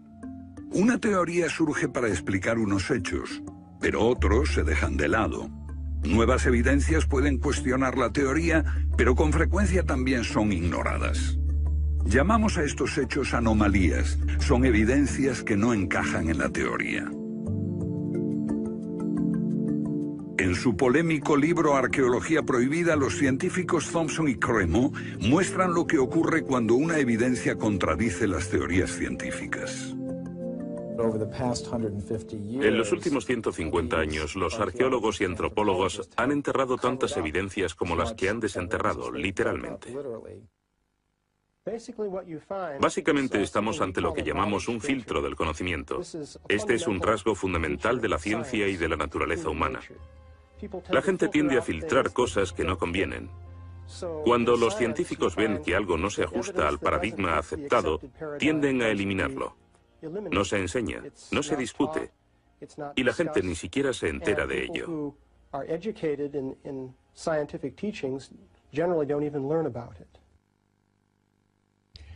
Lo que estamos diciendo, por ejemplo, sucedió en Iatliclo, México, en 1996. Cuando la arqueóloga Janestine McIntyre amenazó con echar abajo la teoría convencional de que el ser humano es relativamente nuevo en la Tierra, que llegó a Siberia hace unos 30.000 años y en América hace unos 20.000 años. En México, la arqueóloga Stine McIntyre descubrió herramientas de piedra y huesos humanos y los sometió a una batería de pruebas científicas. En 1966 pensamos que era un yacimiento antiguo y creímos que tendría unos 20.000 años. En aquella época se pensó que era demasiado tiempo. Cuando lo datamos mediante una batería de métodos supimos que tenía 250.000 años. Sinceramente yo me hubiera sentido feliz con los 250.000 años. Fui ingenuo y pensé, bien, voy a dejar de pensar en las fechas. Tenemos la información. Hemos conseguido los hechos. Tomemos estos hechos y partamos de ahí. No me di cuenta de que arruinaría mi carrera por completo. Todas sus oportunidades profesionales se frustraron. El yacimiento fue cerrado. Los permisos para investigar denegados sistemáticamente. No obstante, más de 30 años después, unos arqueólogos descubrieron en Siberia vestigios de seres humanos de 300.000 años de antigüedad. Una fecha que de repente hizo que la datación de Jan McIntyre no pareciese tan improbable después de todo. No es necesariamente una conspiración deliberada. No decimos que se trate de personas reunidas en una habitación y diciendo, vamos a engañar a la gente. Es algo que ocurre automáticamente en la comunidad científica. Cuando una evidencia difiere de la teoría predominante, no se habla de ella, no se da información. Y eso significa que la ciencia deja de progresar de la forma en que uno desearía.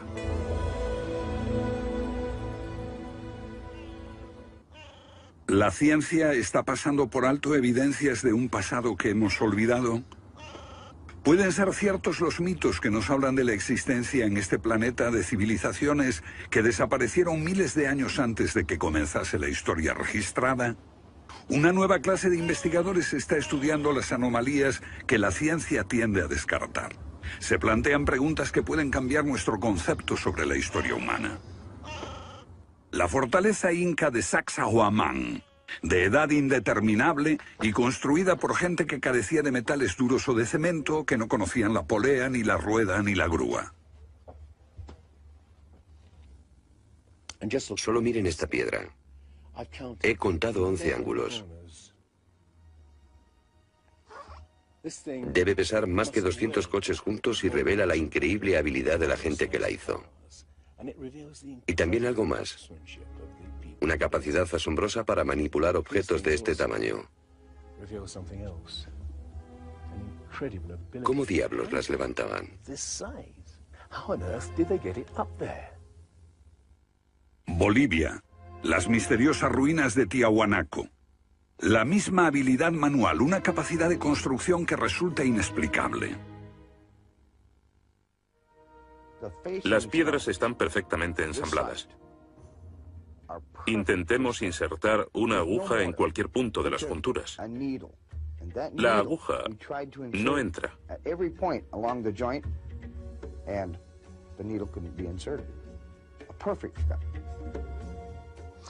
Cuando los conquistadores españoles le preguntaron a los incas si ellos habían construido Tiahuanaco, respondieron, no, no la construimos. Se hizo miles de años antes de que viviéramos nosotros.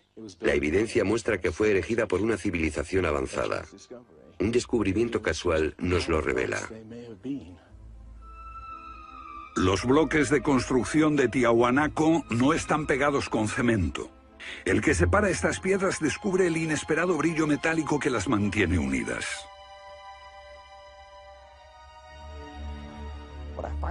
Lo que encuentro asombroso es que para trasladarlas a cada uno de los lugares donde empleaban este material, ellos tenían que contar con una especie de planta de fundición móvil para licuar el metal. Y aquí hay un uso similar de tornillos metálicos y piedras finamente unidas, como esta en forma de L. Pero estamos en otro continente. África, Egipto, la tierra de las pirámides. Las 3 pirámides de Gizeh, una maravilla del mundo antiguo. Otro pueblo que no conocía la rueda, ni la polea, ni la grúa. ¿Cómo podían transportar bloques de 100 toneladas? Su tecnología no se puede explicar ni imitar. Soy ingeniero y puedo decirles que levantar bloques de este tamaño, de este peso, requiere una grúa especial. Una gente que carecía de tales grúas, o de una simple polea, o una rueda, empleando herramientas de cobre, ¿cómo pudieron hacerlo? Bobal cree que la Gran Pirámide de Gizeh era mucho más que una tumba y que revela un sorprendente nivel tecnológico. En su libro Guardián del Génesis, Robert Bobal y Graham Hancock enumeran muchas hazañas inexplicables. Chris Dunn, experto en perforaciones. Bueno, permítanme una pregunta. ¿Cómo cree que lo hicieron? El sarcófago de la Cámara del Rey. ¿Cómo lograron unos constructores primitivos que la superficie interior encajase con la superficie de la piedra del sarcófago al milímetro? Esta habilidad requiere profundos conocimientos de física. Es un misterio como la perforación misma. Primitivamente, la típica manera de hacerlo sería con una sierra de arco, un berbiquí. Introducirían la herramienta en la pieza usando arena o un diamante, pero pienso que eso supondría mucho tiempo, muchos años para hacerlo.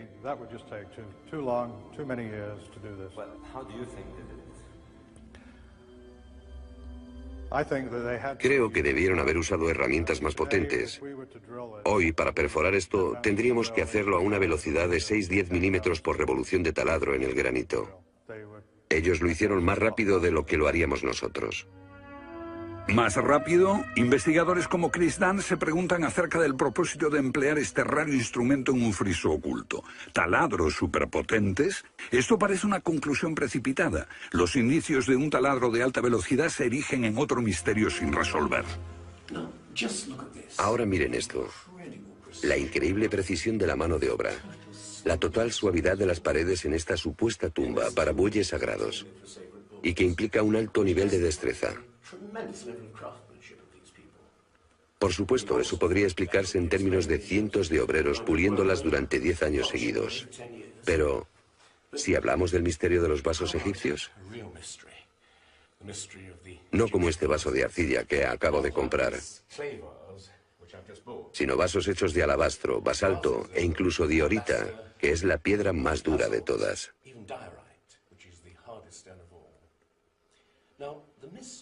Es bastante fácil ver cómo se podría ahuecar taladrando directamente hacia adentro.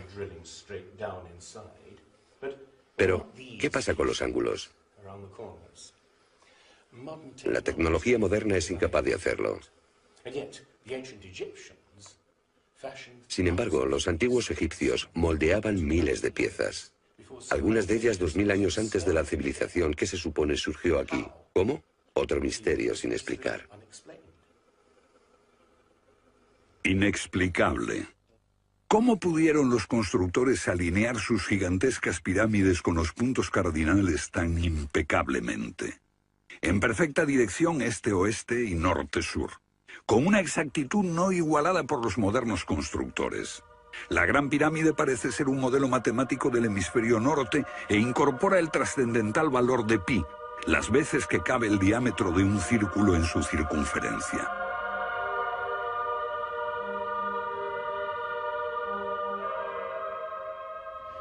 Está claro que lo que aquí tenemos es un avanzado sistema de matemáticas y tecnología, en un tiempo que no conocía su existencia. Para lograr estos resultados, los antiguos constructores tenían que usar un eclímetro de 52 grados. Cualquiera otro no valdría. Pero no solo los egipcios conocían el valor pi. Ese valor también está representado en la pendiente de esta pirámide y en el extraño ángulo que le dieron sus constructores, en Teotihuacán, México, el lugar que los indios llamaban Ciudad de los Dioses.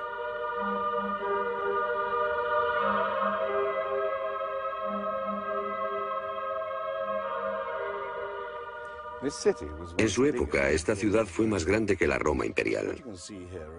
Lo que pueden ver es una serie de estanques que llenaban de agua, cuya superficie lisa reflejaba los cielos y cuyas ondas podrían servir como anuncio de terremotos. Estos templos, en el lado opuesto, se cree que representan cuerpos celestiales. Una cosa está clara: todo el lugar parece tener una especie de obsesión con la astronomía y la eternidad. En los equinoccios, el 21 de marzo y el 21 de septiembre, estas pirámides proyectan sombras gigantes, lo que las convierte en un perfecto reloj para la medición del tiempo. Como si proviniesen de una fuente común, las antiguas civilizaciones de todo el mundo exhiben un sofisticado conocimiento de los cielos que todavía nadie ha explicado. Fascinación por el sol, las estrellas. El lento e inexorable movimiento de la Tierra determina que las constelaciones parezcan viajar por los cielos nocturnos y por las épocas.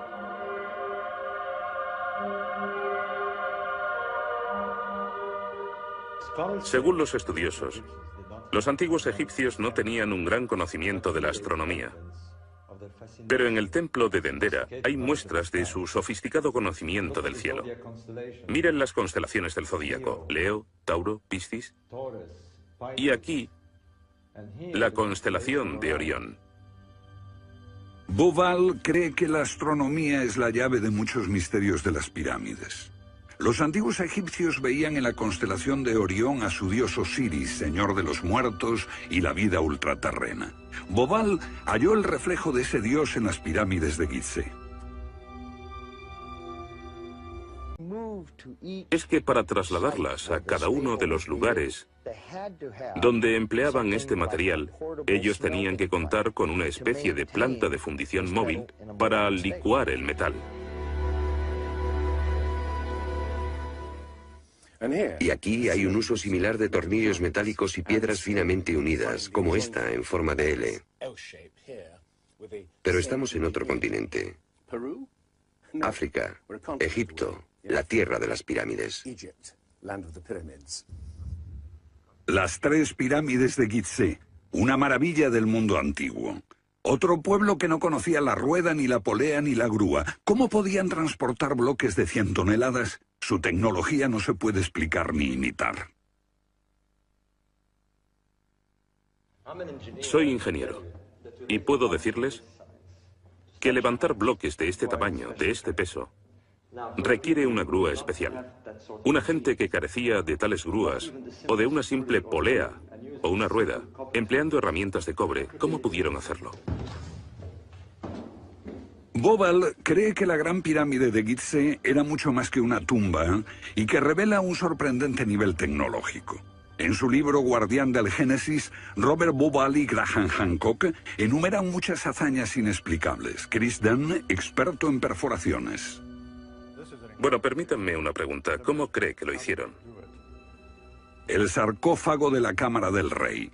¿Cómo lograron unos constructores primitivos que la superficie interior encajase con la superficie de la piedra del sarcófago al milímetro?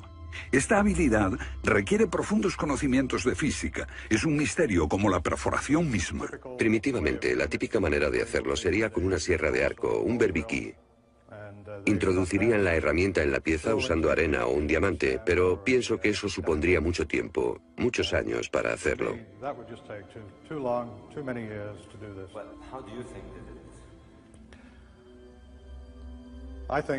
Creo que debieron haber usado herramientas más potentes. Hoy, para perforar esto, tendríamos que hacerlo a una velocidad de 6-10 milímetros por revolución de taladro en el granito. Ellos lo hicieron más rápido de lo que lo haríamos nosotros. Más rápido, investigadores como Chris Dunn se preguntan acerca del propósito de emplear este raro instrumento en un friso oculto. ¿Taladros superpotentes? Esto parece una conclusión precipitada. Los indicios de un taladro de alta velocidad se erigen en otro misterio sin resolver. Ahora miren esto. La increíble precisión de la mano de obra. La total suavidad de las paredes en esta supuesta tumba para bueyes sagrados. Y que implica un alto nivel de destreza.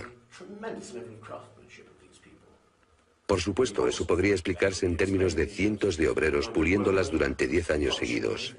Pero, ¿si hablamos del misterio de los vasos egipcios? No como este vaso de arcilla que acabo de comprar, sino vasos hechos de alabastro, basalto e incluso diorita, que es la piedra más dura de todas.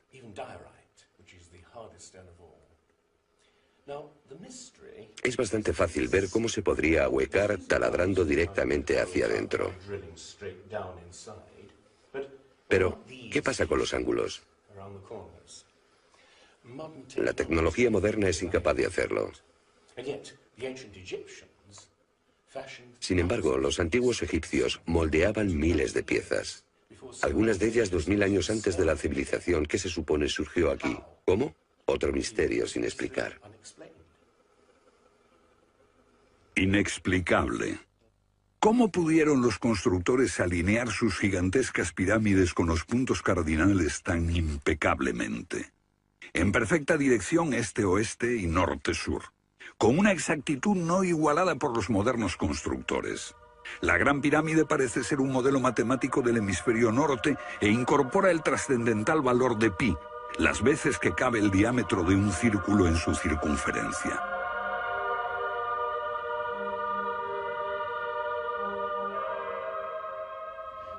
Está claro que lo que aquí tenemos es un avanzado sistema de matemáticas y tecnología, en un tiempo que no conocía su existencia. Para lograr estos resultados, los antiguos constructores tenían que usar un eclímetro de 52 grados. Cualquiera otro no valdría. Pero no solo los egipcios conocían el valor pi. Ese valor también está representado en la pendiente de esta pirámide y en el extraño ángulo que le dieron sus constructores, en Teotihuacán, México, el lugar que los indios llamaban Ciudad de los Dioses.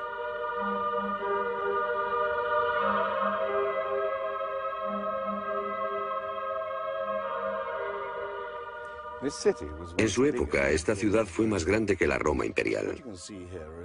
Lo que pueden ver es una serie de estanques que llenaban de agua, cuya superficie lisa reflejaba los cielos y cuyas ondas podrían servir como anuncio de terremotos.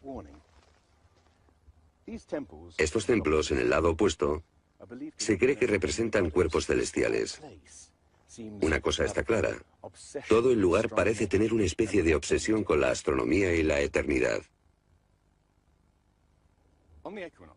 En los equinoccios, el 21 de marzo y el 21 de septiembre, estas pirámides proyectan sombras gigantes, lo que las convierte en un perfecto reloj para la medición del tiempo.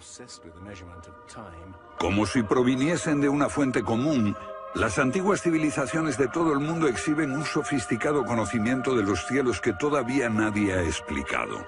Fascinación por el sol, las estrellas. El lento e inexorable movimiento de la Tierra determina que las constelaciones parezcan viajar por los cielos nocturnos y por las épocas.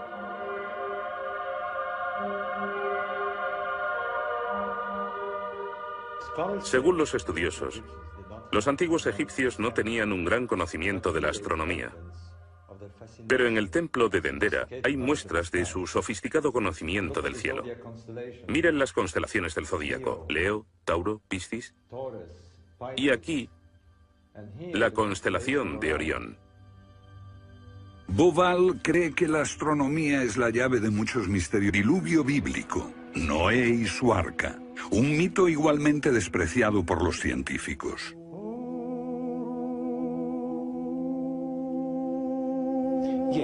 Cuando rechazan el diluvio bíblico y a Noé y el arca como una fábula, los científicos están ignorando el hecho de que hay cientos de mitos de diluvios en todas las culturas, aparte de las narraciones de Mesopotamia y de los hebreos, que dicen lo mismo sobre un desastre planetario que virtualmente borró al género humano antes del comienzo de la historia conocida.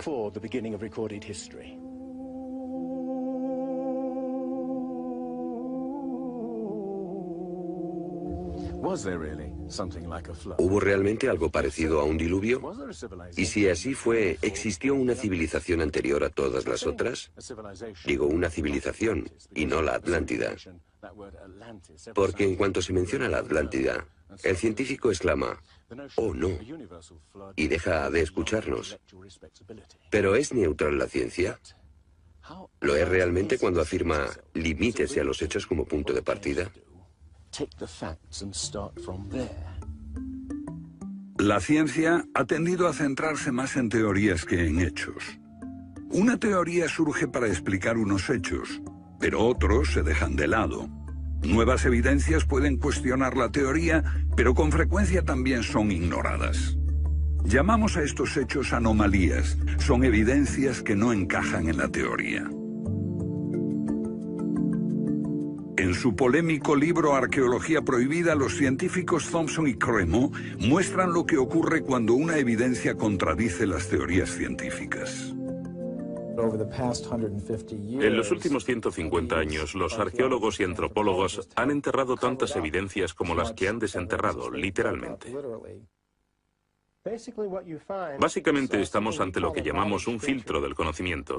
Este es un rasgo fundamental de la ciencia y de la naturaleza humana. La gente tiende a filtrar cosas que no convienen.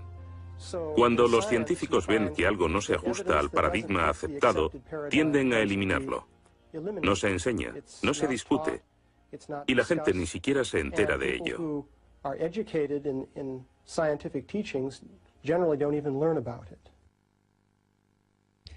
Lo que estamos diciendo, por ejemplo, sucedió en Iatitlan, México, en 1996. Cuando la arqueóloga Janestine McIntyre amenazó con echar abajo la teoría convencional de que el ser humano es relativamente nuevo en la Tierra, que llegó a Siberia hace unos 30.000 años y en América hace unos 20.000 años.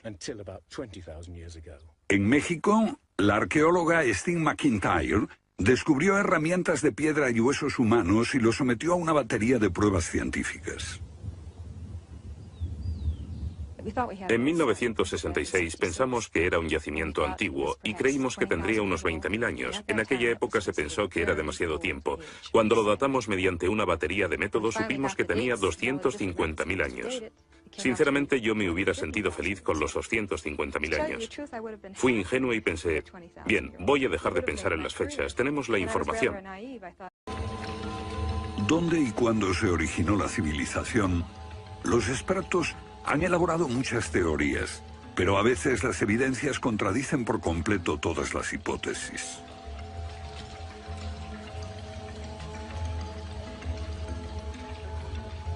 Bajo el suelo congelado de Siberia se han encontrado especies animales extinguidas por un repentino cataclismo global, como el mamut gigante. También se han descubierto mapas muy antiguos que muestran la Antártida siglos antes de que fuese descubierta.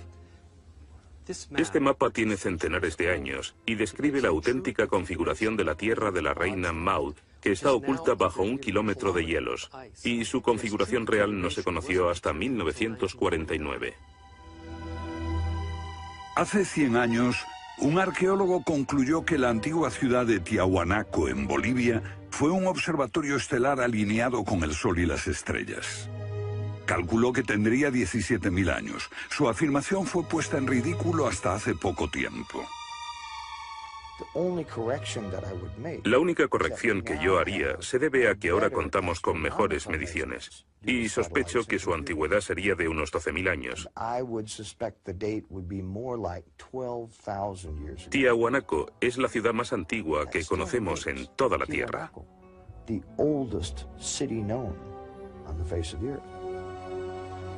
Los geólogos han descubierto que la gran esfinge de Gizeh en Egipto ha resistido siglos de lluvias incesantes, pero estas lluvias solo pueden haber tenido lugar miles de años antes de los faraones. ¿Fue construida la esfinge antes de los comienzos de la civilización?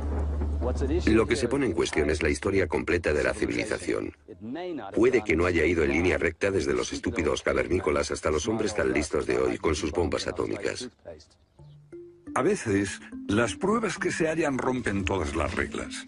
En este documental entrevistaremos a personas que están juzgando meticulosamente esas evidencias y elaboran nuevas teorías que pueden cambiar nuestra idea de la civilización humana. Esta enorme cara fue tallada por los antiguos olmecas de México. Se cree que tiene al menos 2000 años y es inequívocamente africana. Sin embargo, se supone que los negros no llegaron a América hasta después de Colón. En su libro De la Atlántida a la Esfinge, el escritor Colin Wilson recoge indicios de lo que él y otros creen que son los rastros de una avanzada cultura anterior al comienzo de la historia.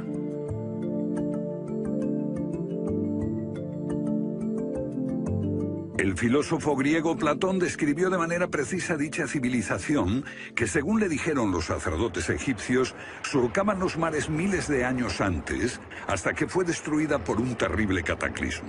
Platón la llamó Atlántida.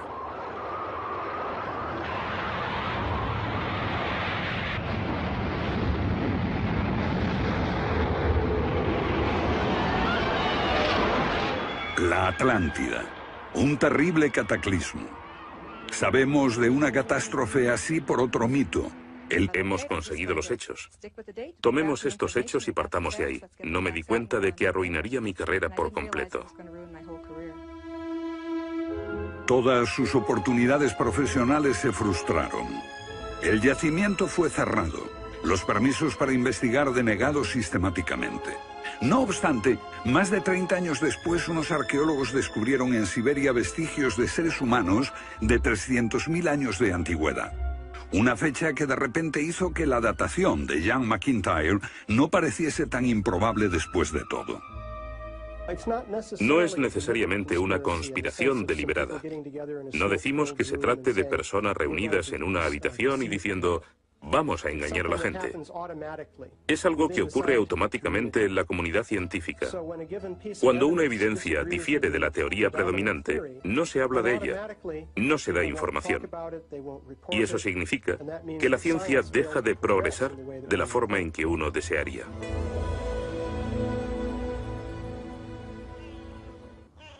¿La ciencia está pasando por alto evidencias de un pasado que hemos olvidado? ¿Pueden ser ciertos los mitos que nos hablan de la existencia en este planeta de civilizaciones que desaparecieron miles de años antes de que comenzase la historia registrada? Una nueva clase de investigadores está estudiando las anomalías que la ciencia tiende a descartar. Se plantean preguntas que pueden cambiar nuestro concepto sobre la historia humana. La fortaleza inca de Sacsayhuamán, de edad indeterminable y construida por gente que carecía de metales duros o de cemento, que no conocían la polea, ni la rueda, ni la grúa.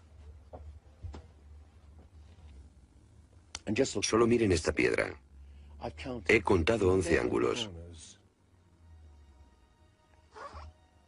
Debe pesar más que 200 coches juntos y revela la increíble habilidad de la gente que la hizo.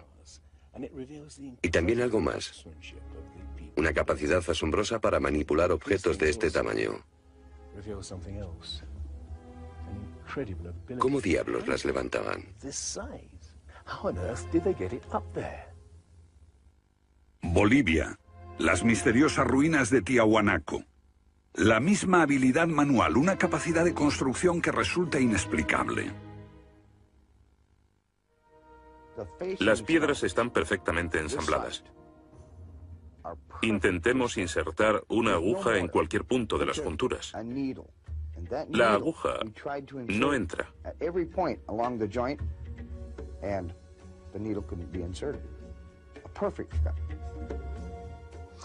Cuando los conquistadores españoles le preguntaron a los incas si ellos habían construido Tiahuanaco, respondieron, no, no la construimos. Se hizo miles de años antes de que viviéramos nosotros. La evidencia muestra que fue erigida por una civilización avanzada. Un descubrimiento casual nos lo revela. Los bloques de construcción de Tiahuanaco no están pegados con cemento. El que separa estas piedras descubre el inesperado brillo metálico que las mantiene unidas.